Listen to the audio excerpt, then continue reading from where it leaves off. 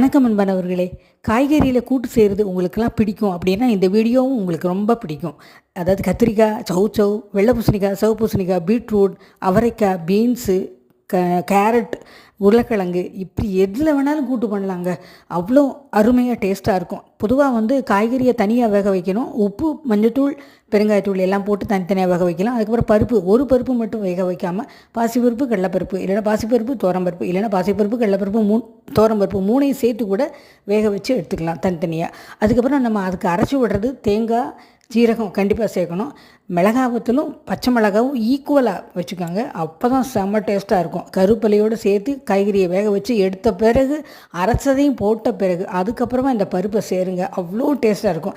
இறக்கி வச்ச பிறகு கொத்தமல்லி தழையை தூவுங்க. அப்புறம் எனக்கு தாளிக்க வேண்டியது தேங்காய் எண்ணெயில் கடுகு, உளுத்தம்பருப்பு போட்டு தாளிங்க. சுவையான கூட்டு ரெடி. எல்லாருக்கும் பிடிச்ச மாதிரி செய்யுங்க. நன்றி.